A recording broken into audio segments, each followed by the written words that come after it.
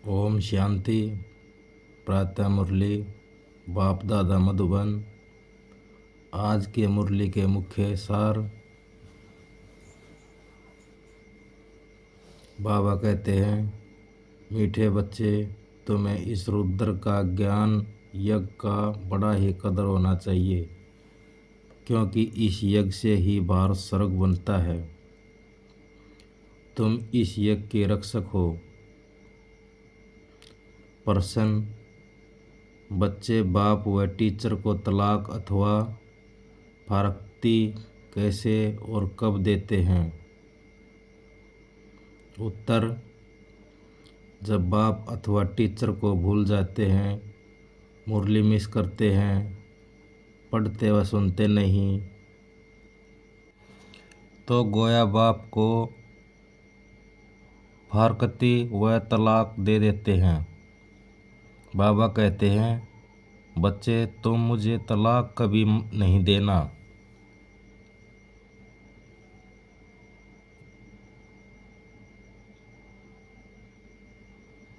जिनके साथ बच्चों का अभियोग है, उनकी बाहर मनुष्य महिमा गाते रहते हैं।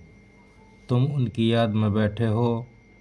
अपने को आत्मा समझ देह का अभिमान छोड़ एक की ही याद में रहना है। अभी तुम आत्मा अभिमानी बने हो, पहले थे देह अभिमानी। सतयुग में तुम बाप को नहीं जानते, क्योंकि सुख में होते हो तो बाप याद नहीं रहता। यहाँ दुखों में ही सब पुकारते हैं। गायन भी है, दुख हरता सुख करता। वास्तव में सच्चा सुख अर्धिवार यह है। मनुष्य हरि कहते हैं। श्री कृष्ण को वैकुंठ को श्री कृष्ण का हरिद्वार कहते हैं। तुम जानते हो, वास्तव में हरिद्वार को नहीं कहेंगे। दुख हरने वाली को हरि कहेंगे। तुम जानते हो, शिव बाबा श्री कृष्ण का द्वार अथवा वैकुंठ सतयुग द्वार खोलने आया है। कोई मकान बनाते हैं, कोई ओपनिंग सेरेमनी करते हैं, तो बाबा आया है हरिद्वार की सेरेमनी करने। श्री कृष्ण की राजधानी में कंस तो होता नहीं है। बाप द्वारा हम स्वर्ग का वर्षा ले रहे हैं। बाप ही आकार स्वर्ग के स्थापना की सेरेमनी कर रहे हैं। स्थापना को सेरेमनी कहा जाता है। मकान पहला फाउंडेशन लगाया जाता है, फिर मकान बनकर पूरा होता है, फिर सेरेमनी की जाती है। तो बाप फाउंडेशन लगाने आया है। 1937 में फाउंडेशन लगाया, अब फिर तुम स्थापना कर रहे हो। तुमको खुशी है कि बाबा आया है नई दुनिया स्थापना करने, और हम नई दुनिया में जा रहे हैं। इस पृथ्वी पर स्वर्ग है। अब फिर स्थापना कर रहे हैं, हर एक को पैगाम दे रहे हैं। धर्म संस्थापक को पैगंबर कहा जाता है ना। सच्चा पैगाम मैं ही देता हूँ। मैं ही राजयोग सिखलाता हूँ। स्वर्ग की स्थापना कर रहा हूँ। बाप समझाते हैं कि मैं वेद शास्त्रों से नहीं मिलता। यह सब भक्ति मार्ग के शास्त्र हैं। भक्ति मार्ग की बहुत सामग्री है। जन्म जन्मांतर से तुम भक्ति करते आए हो। अब ज्ञान सुनो, फिर सतयुग में ज्ञान नहीं सुनोगे। कहा जाता है, ज्ञान अंजन सतगुरु दिया। सतयुग में अंधकार है, नहीं तो भक्ति करें। बाप से ज्ञान लो, फिर भक्ति में नहीं रहेगी। तुम जानते हो रावण राज्य किसको कहा जाता है? राम राज्य किसको कहा जाता है? तुम सारी रोशनी मिली है क्योंकि बाप जागते हैं। अब देखो, दीपावली मनाते हैं, उसमें दीपक कोई छोटे कोई बड़े बनाते हैं। अब यह छोटे बड़े दीपक जग रहे हैं ना। ज्ञान का घृत मिल रहा है। मनुष्य मरते हैं तो दीपक का घृत डालते रहते हैं कि प्राणी अंधियारे में ठोकर न खाए। वह हद की बातें, तुम्हारे बेहद की बातें। जब रावण राज्य शुरू होता है तो ठोकरें खाना शुरू होती हैं। अभी दिन प्रतिदिन अधिक ही ठोकरें खाते रहते हैं। पहले एक की भक्ति करते थे, अब तो मनुष्य को टिवाटे की भक्ति करते हैं। भक्ति को बहुत सामग्री है, जितनी वृक्ष की सामग्री है। बीज से कितना बड़ा वृक्ष निकलता है, भक्ति भी इतनी है। ज्ञान है बीज, यह सृष्टि तो अनादि अविनाशी है। इनका विनाश नहीं होता, यह सृष्टि चक्कर लगाती रहती है। बीज भी एक है तो झाड़ भी एक, ऐसे नहीं। अवकाश में, पाताल में, सूर्य में, चांद में, दुनिया में। यह तो साइंस वाले चंद्रमा में जाकर रहने की कोशिश करते हैं, परंतु यह नहीं जानते कि साइंस से सारी दुनिया का विनाश होना है। वो राज्य तुम लोगे, तुम कहोगे यह भी ड्रामा में नूंद है। दूसरे इन बातों को समझेंगे नहीं। रजाई तुमको मिलनी है क्योंकि कनेक्शन है कृष्णपुरी और क्रिश्चियनपुरी का। इन्होंने भारतीयों को आपस में लड़ाकर कृष्णपुरी को क्रिश्चियनपुरी बनाया। अब बाप कहते हैं हिसाब लेना है। इनको आपस में लड़कर माखन तुमको देते हैं अथवा तुमको विश्व का मालिक बनाते हैं। यह आपस में लड़ेंगे जरूर, वह समझते हैं। हम पहलवान, वह कहते हैं हम पहलवान, हम जीतेंगे, लेकिन सबसे पहलवान तो तुम निकल पड़े हो। जीत तुम्हारी होनी है। महावीर और महावीरानियाँ कहा जाता है। बाप कहते हैं माया के तूफान तो आएंगे, परंतु कर्म में नहीं आना। योग बल से स्थापना हो रही है और बाहुबल से विनाश हो रहा है। उठते बैठते चलते फिरते बाप को याद करना है। इसको कहा जाता है योग बल। फिर ज्ञान बल कहाँ जाता है? ज्ञान बल क्योंकि कहाँ जाता है? क्योंकि शास्त्रों में बल नहीं है, उसमें कोई को मुक्ति जीवन नहीं मिल सकती, इसलिए आपको उनको ज्ञान नहीं कहा जा सकता।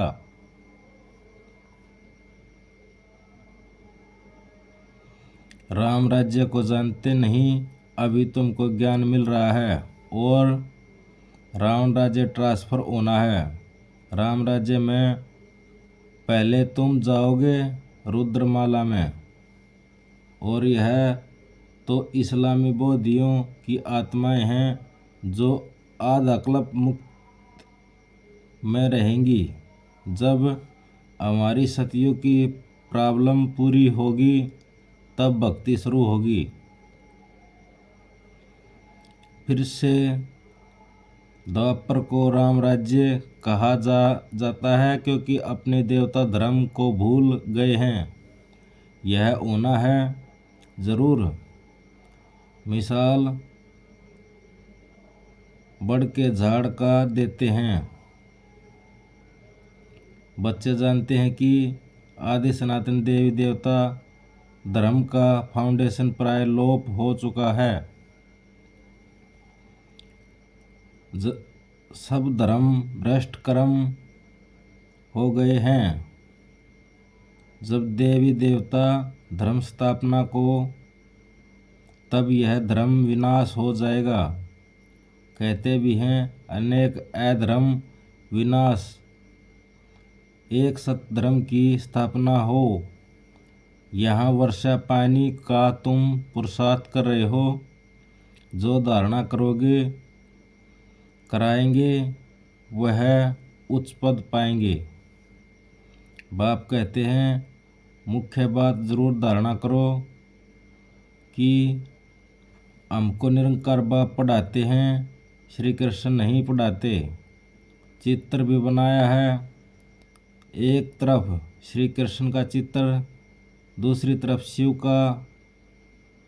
पूछना है अब बताओ गीता का भगवान कौन, जज कौन करो। तुमको समझाने में बहुत सहज होगा। गीता का भगवान श्री कृष्ण नहीं, शिव है।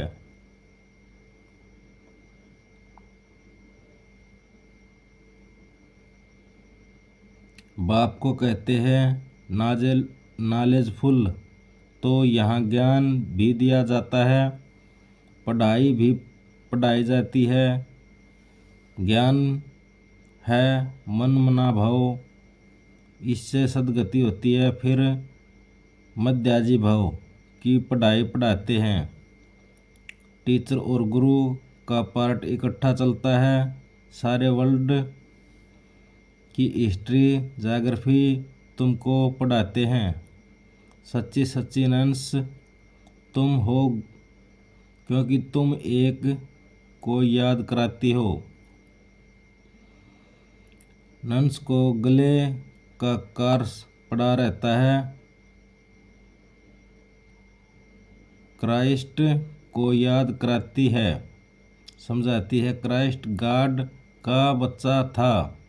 तुम जानते हो कि क्राइस्ट कोई गॉड का बच्चा नहीं था। क्राइस्ट का आत्मा गॉड का बच्चा थी।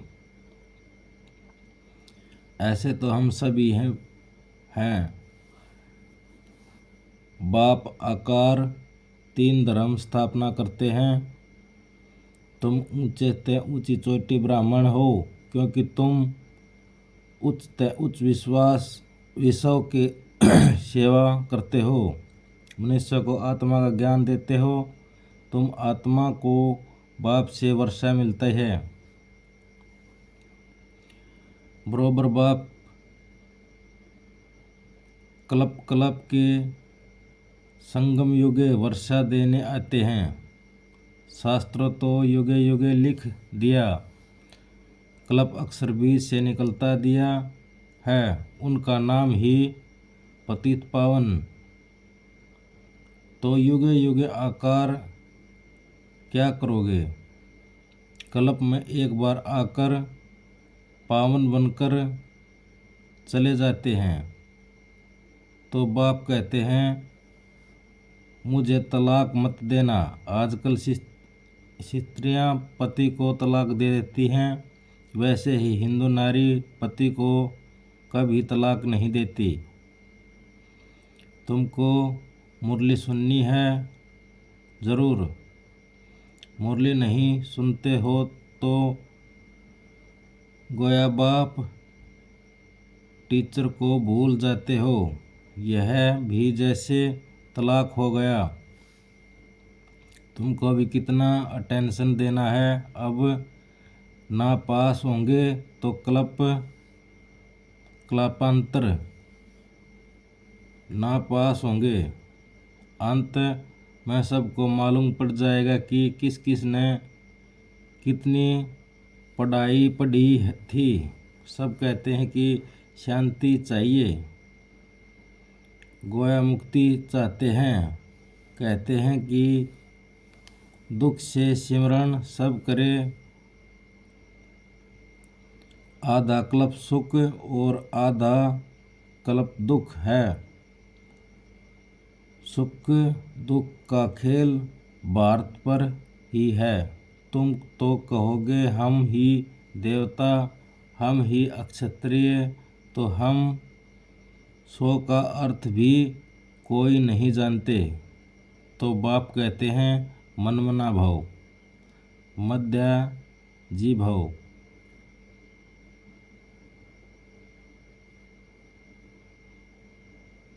मीठे मीठे कीले थे बच्चे प्रति माता पिता बाप दादा, याद प्यार और गुड मॉर्निंग। रूहानी बाप की रूहानी बच्चों को नमस्ते। धारणा के मुख्य सार, माया के तूफानों में कभी मुरझाना नहीं है, सदैव खुशी में रहना है। स्लोगन, प्लेन को प्रैक्टिकल में लाने के लिए बालक और मालिकपन का बैलेंस रखो।